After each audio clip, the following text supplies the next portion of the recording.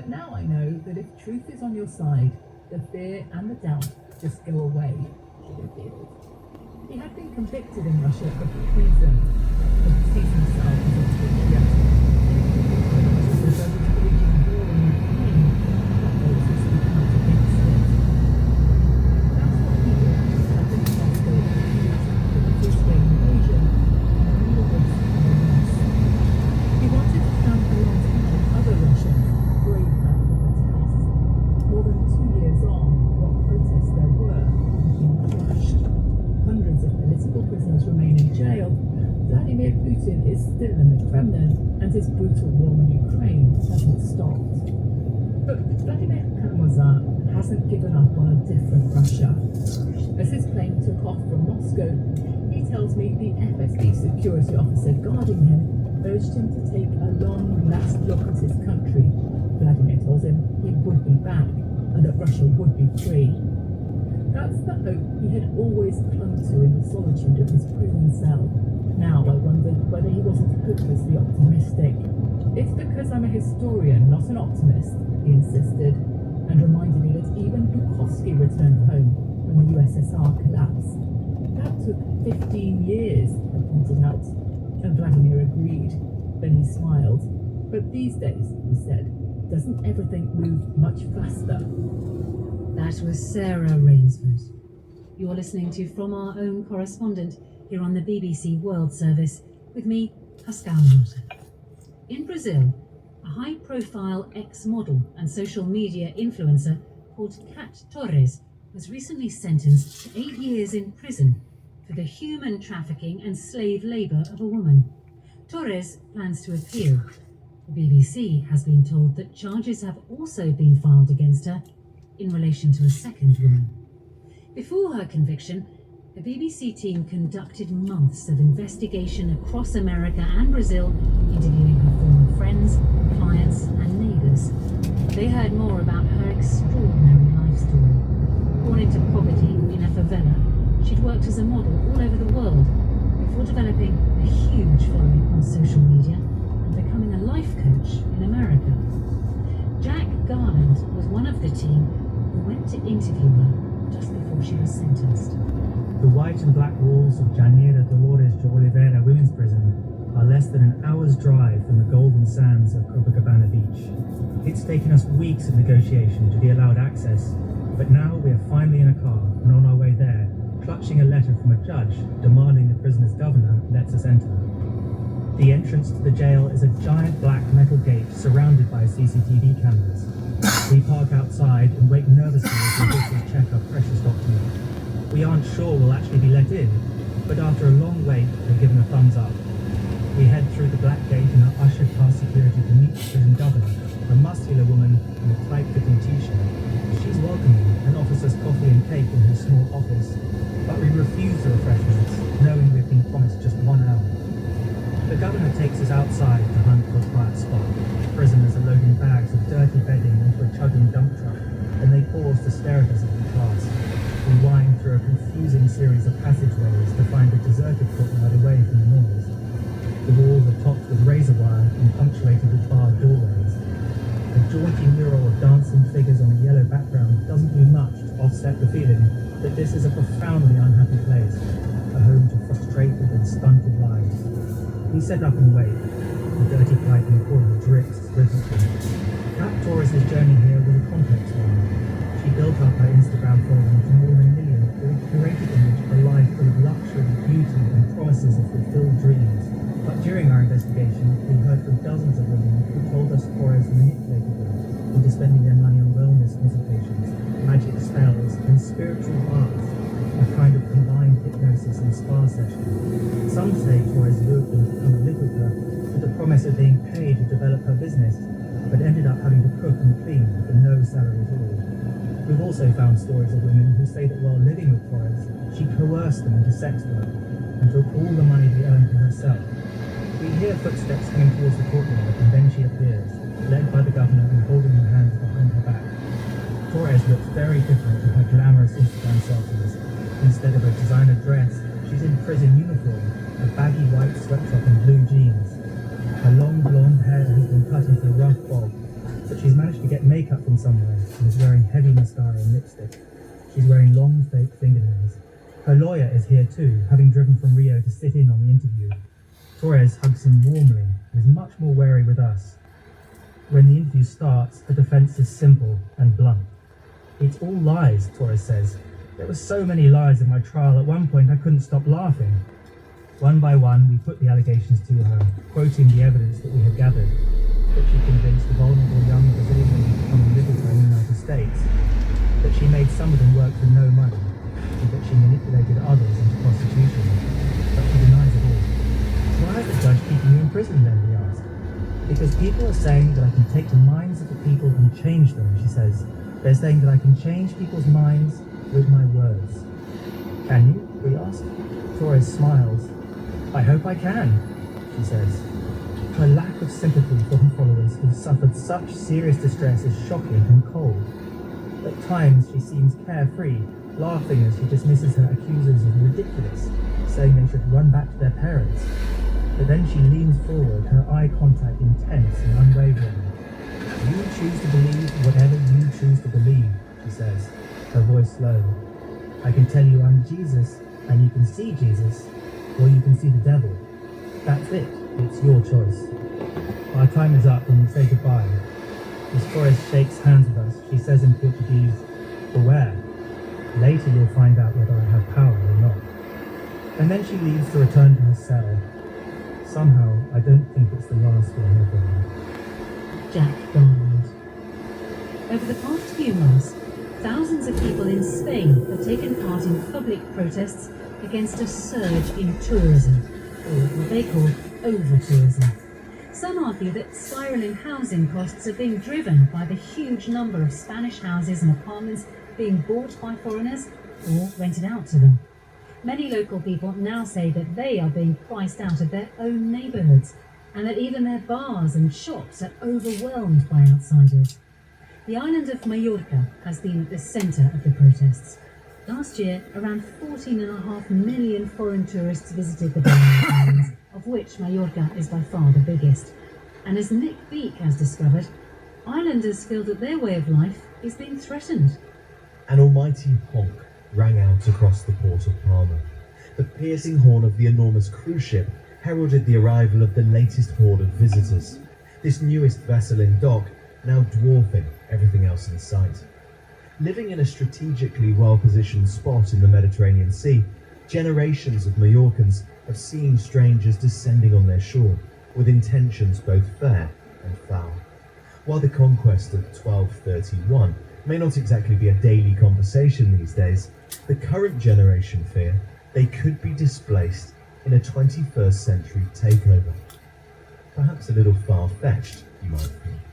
Not for the 20,000 residents who were marching through the streets of Palma Old Town. An evening rally in their capital city had been organised to warn that mass tourism is crushing their Spanish island. You could certainly see plenty of cruise ships at the demonstration. These were cardboard creations held aloft in a slowly moving sea of local residents, a bobbing symbol of their bubbling anger. Too many yachts, too many cars, too many tourists, read the placard that English teacher Alicia Gila was brandishing. Once she began talking, she couldn't contain her fury. This place is now a theme park, she shouted. We don't have a life. We used to, but now we suffer from tourism. It's impossible to live here like this. But won't putting a limit on the number of tourists, as many in the rally were calling for, undermine this very part of the Spanish economy that is rocketing? I asked. Look, she said, in the 90s there was a balance with the tourism. Not anymore. We don't all want to be the waiters of European holidays. And we'll take different action in peaceful ways going forward. Activists in Spain's second city of Barcelona certainly took action last month. Armed with water pistols, they squirted tourists enjoying a drink in the city centre and chanted, "Go home."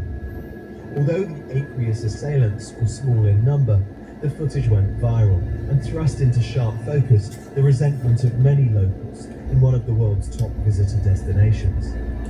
A key source of the exasperation in Barcelona and in other protests elsewhere on Spanish soil was housing, and it was no different back in Mallorca. Everyone we spoke to said the problem was that huge numbers of local flats have been bought up to be rented out to tourists. Any landlord can make much more from multiple short-term lets to visitors than renting to a local family living in a property for the whole year.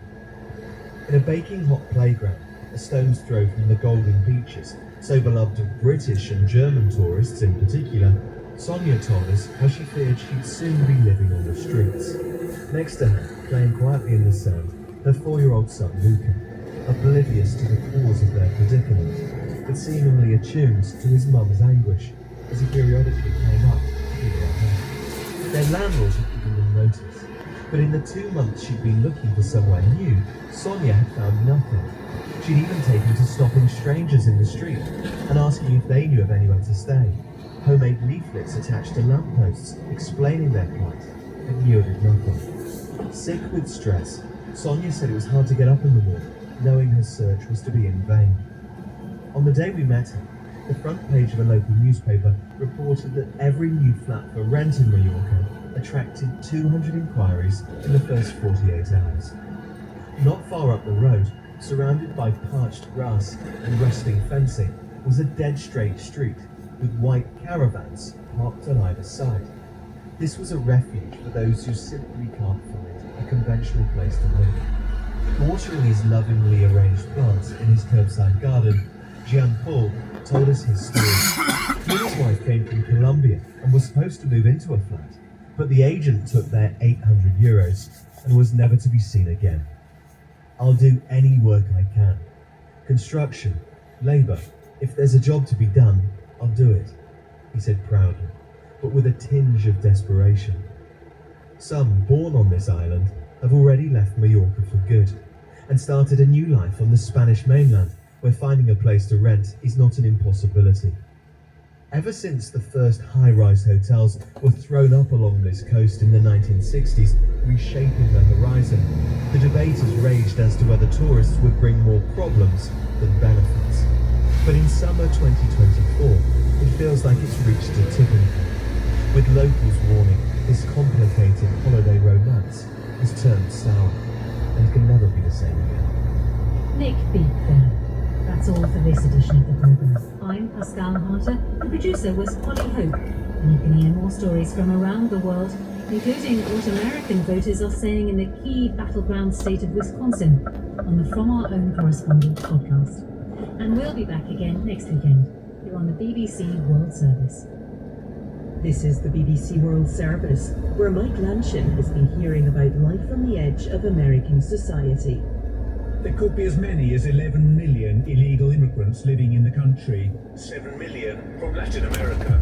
The reality is that the economy of this nation needs the workers. Some have been looking over their shoulder in fear of discovery and deportation for decades. Eso es inevitable. It's inevitable. It's something you think about each day. I've always got to be on alert. But without legal status, no papers, how do they get by? Working, getting healthcare, sending their children to school. It's a story of living hand to mouth, false IDs, debt, sacrifice, and people traffickers. Indocumentados, America's Undocumented Migrants. Thursday at 8:30 and 19 GMT. In an era of information overload, it's hard to gain a deeper understanding of the stories that matter to us all. They don't just know who your friends are, they know who your friends' friends are as well. The amount of data that the companies are gathering on you is absolutely phenomenal. I'm Claire Graham, and I'll be talking to the BBC cyber correspondent Joe Tidy about the access big tech giants have to the intricate details of our everyday lives and behaviour, in the explanation after the news.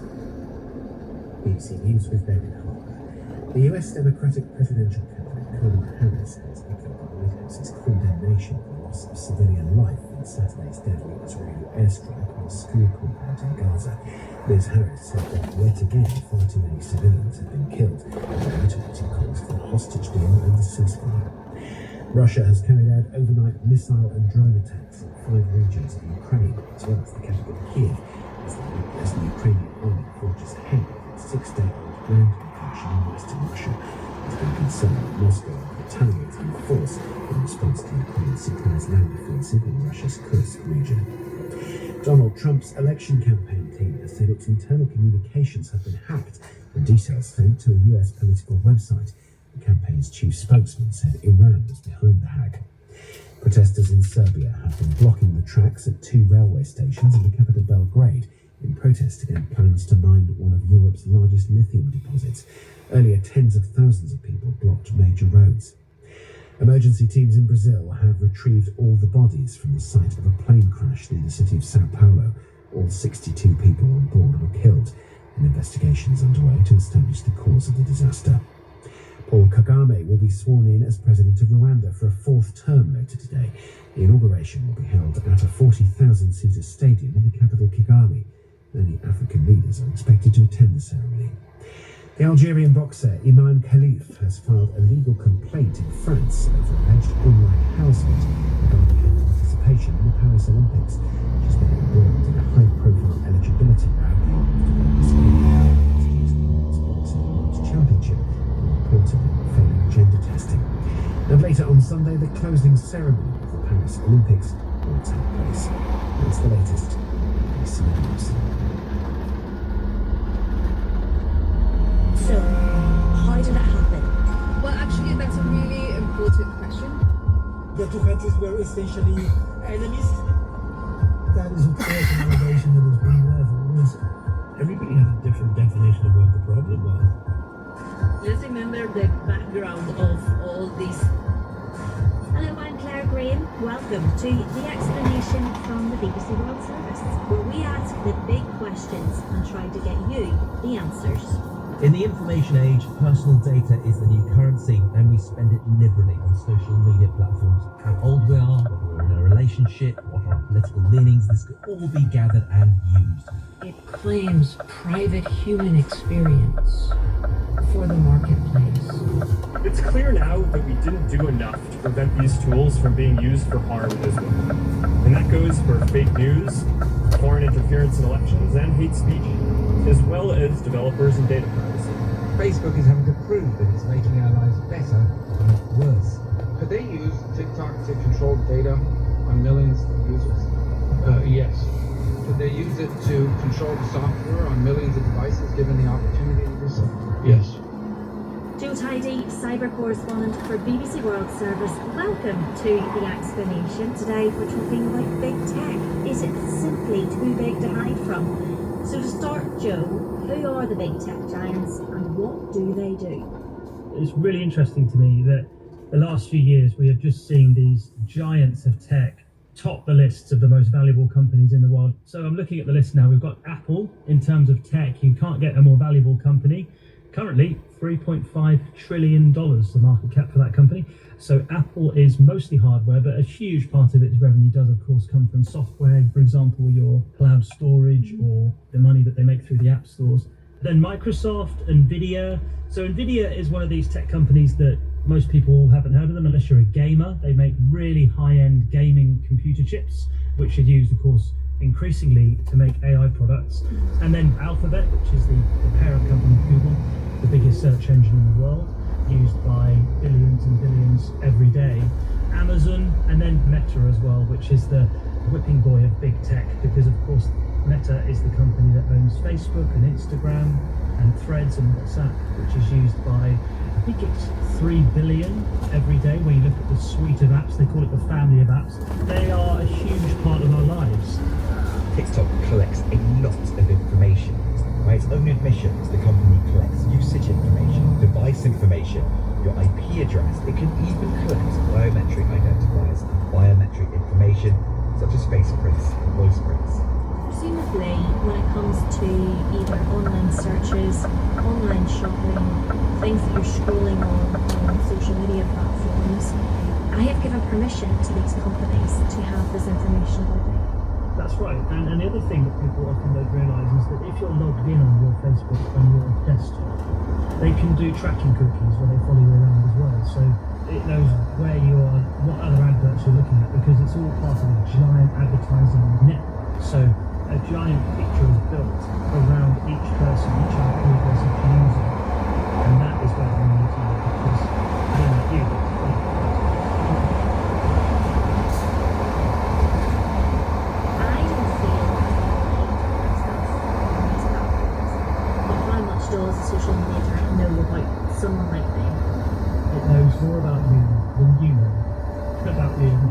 you do your best to keep your profiles private, but it's what you do on those websites. The more you do, the more it knows, is the way I always think about it. So whatever you're doing on Instagram, it is being logged. So that's not just the people that you follow or posts that you like or comment on. It's also something called dwell time. So it knows how long you will spend when you pause on a video or picture, maybe even a quarter of a second, half a second before you move on and scroll away. It knows that you were interested, so it will serve you that advert again. And they don't just know who your friends are, they know who your friends' friends are as well. I think it's called a web, a friends web. The amount of data that the companies are gathering on you is absolutely insane and phenomenal. And that's why you sometimes get people saying, oh, I feel like the phone's listening to me or something. They don't actually need to, because they know what your friends are searching as well as you. And you have these phenomenon where someone